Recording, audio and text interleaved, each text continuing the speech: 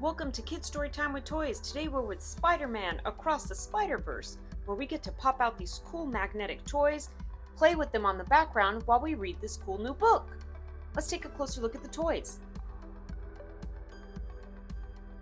This book comes with 2 magnetic sheets with all the fun character toy pop-outs. We popped out a few of them here and they come with characters like Villain, Spot. You can pick any background you want and it sticks right onto it because it's magnet. Then we have, of course, Miles Morales. We have Miguel O'Hara. And there's more than just one kind, which makes it even more fun. And then, of course, we have Spider-Woman, Gwen Stacey, and her jumping. So there's a lot of these, and there's even more villain characters and other characters from the Spider-Verse. And you can go ahead and change the backgrounds anytime you want. Let's take a look at the book. This fun playset comes with the book Spider-Man Across the Spider-Verse, and it's written by Steve Behling and designed by Mariel Avalos. Let's go ahead and read the book. Let's do things differently this time. This kid right here, the one in the Spider-Man suit, this is Miles Morales. He was bitten by a radioactive spider, and he's not the only one. This is Gwen Stacey. In her universe, she's Spider-Woman. Gwen was also bitten by a radioactive spider. Now she has amazing spider powers, and as you probably already know, with great power, there must also come great responsibility. Sometimes that responsibility is an awful lot for one person to handle. Gwen was best friends with Peter Parker of her world. When she became Spider-Woman, Peter wanted to become something special too. Unfortunately, he turned into a rampaging lizard creature. Tragically, Gwen couldn't save him. Later, a device called a super collider tore at the fabric of reality. Gwen was transported to Miles Morales' universe, a universe where he became Spider-Man. There, Gwen met spider people from different universes, like Peter B. Parker and a cartoon pig named Spider-Ham. Together, they stopped the super collider from destroying their universes. When Gwen returns to her own universe, things aren't quite so easy. For one thing, Spider-Woman is a wanted criminal, even though she's a real superhero. For another, her dad is a police officer who wants to capture Spider-Woman. But when Gwen still has a job to do, and when reports come in that the Vulture, aka Adrian Toombs, is causing trouble at a nearby museum, Spider-Woman swings into action. When she arrives at the scene, however, she finds that all is not as it seems. This Vulture doesn't look anything like the one from Spider-Woman's world. In fact, he looks like something drawn by a medieval artist. "I am the Vulture," the villain says in an Italian accent, "the pinnacle of man's genius." "You're not my Vulture," Spider-Woman says.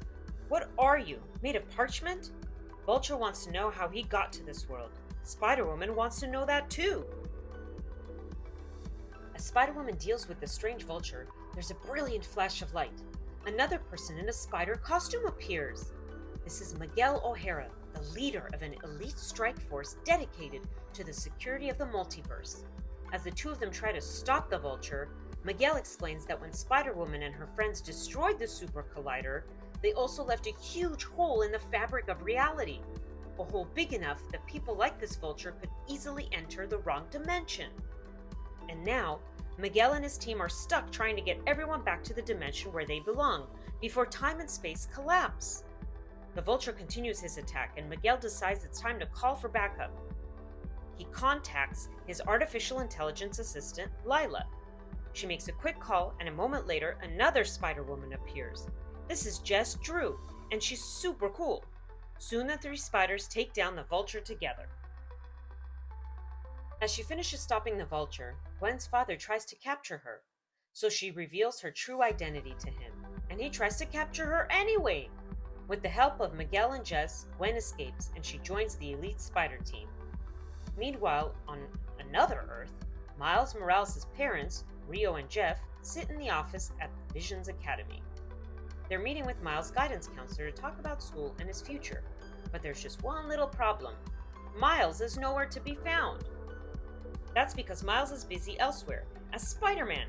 He's trying to make it to the meeting with his parents, but stops when he sees a strange person wearing what looks like a weird suit covered in big black dots. "So, are you like a cow or a Dalmatian?" Spider-Man asks. "I am the Spot," the person says dramatically.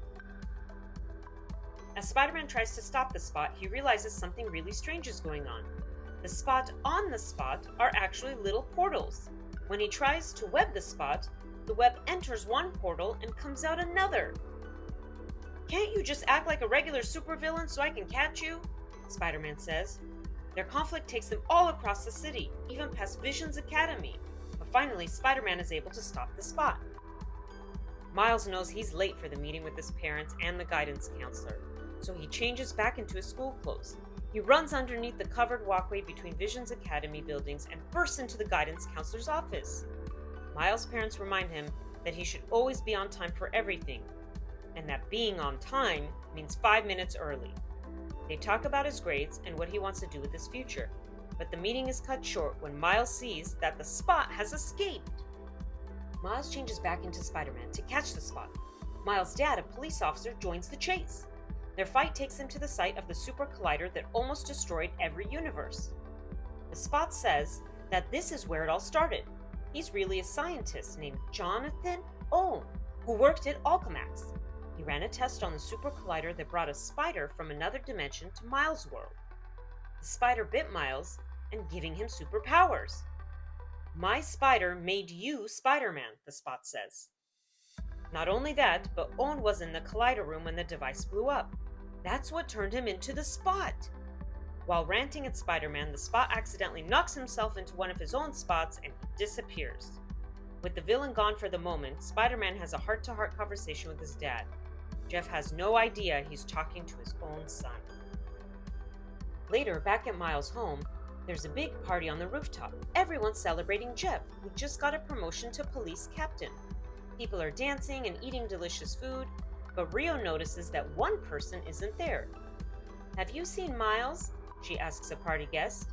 They haven't. She keeps asking people, but no one has seen Miles. Where could he be? Trying to order a cake for his dad's party while wearing his Spider-Man suit. He asks the person at the bakery to write something on the cake, but Miles has so many things he wants to say to his dad that it won't fit on the cake. 2 cakes later, Miles, still dressed as Spider-Man, takes the desserts and hurries to the subway. He doesn't want to take a chance of messing up the cakes by webbing back and forth. Unfortunately, on the way there, he sees trouble and has to leap into action with the cakes. Miles finally makes it back to the rooftop party for his dad, but when his mom spots him, she is seriously upset. "You were supposed to be here at 5, Rio says. "You disrespected your dad." Miles feels terrible, but he hopes that showing the 2 cakes he got for his dad will make things better.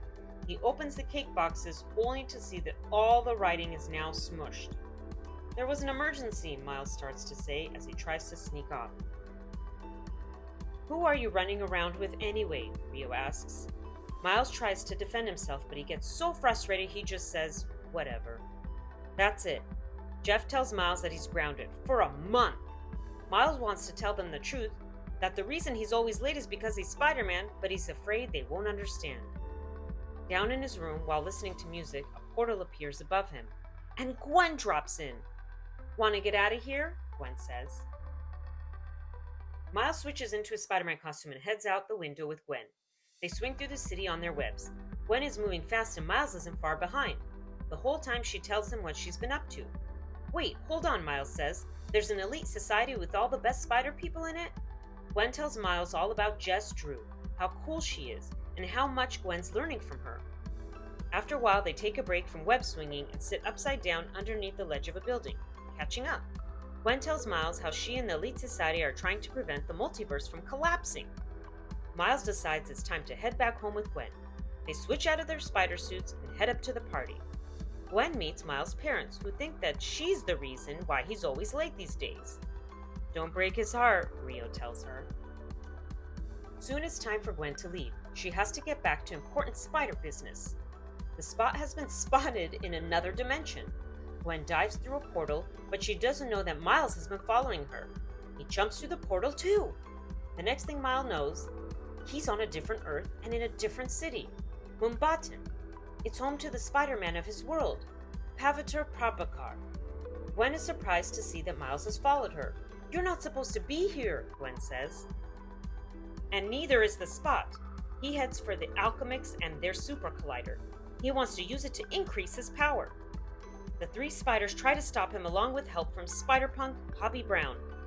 Spot draws even more power from the super collider, which explodes.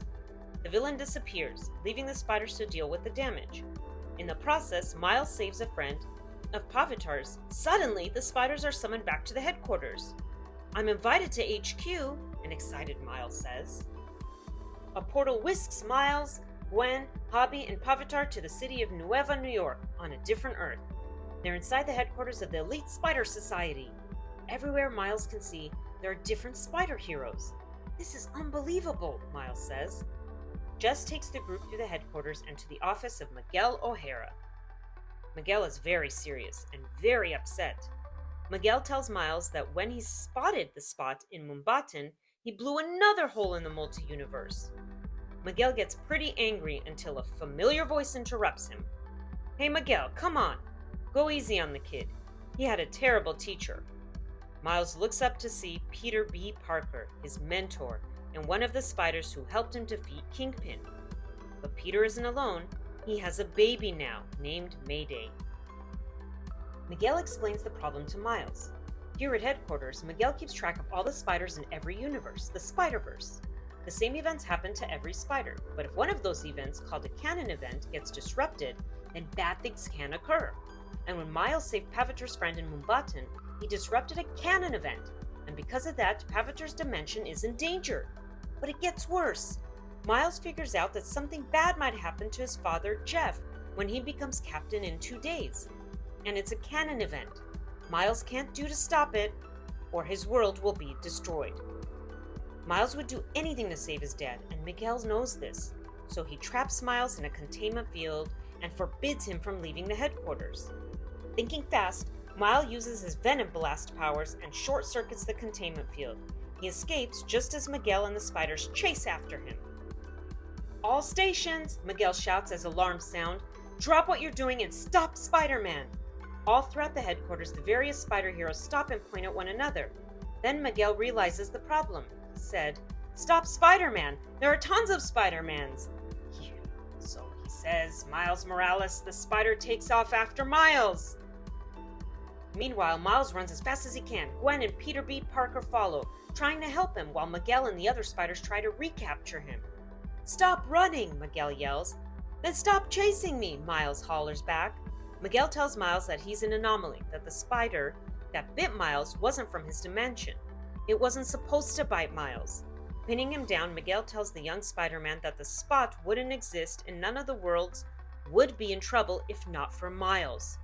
Furious, Miles drains the energy from Miguel's spider suit and unleashes it in a massive venom blast. He escapes once more. Leaving a stunned Miguel, Miles heads back to headquarters. Since all the spiders left to chase after Miles, it's practically empty. He leaps into a special chamber designed to transport spiders back to their home universe. Miguel arrives and tries to stop Miles from leaving, but the transportation process is already well underway. Gwen and Peter B. Parker tell Miguel to leave Miles alone, but he won't listen.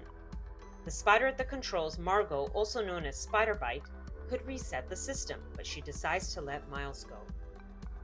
An angry Miguel sends Gwen back to her world, while he, Jess, and Scarlet Spider go after Miles.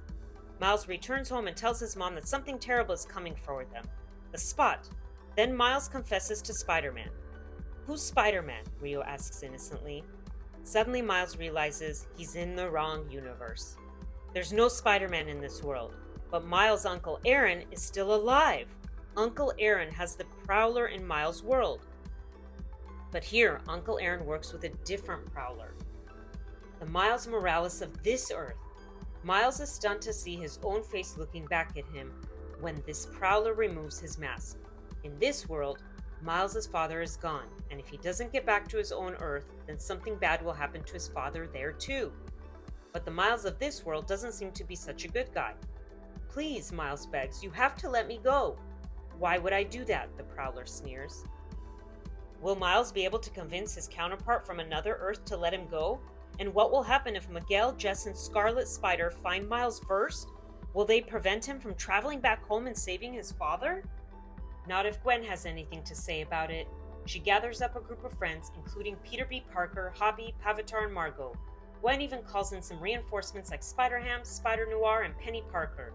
Together, this spectacular team will do everything they can to help Miles and save the multiverse.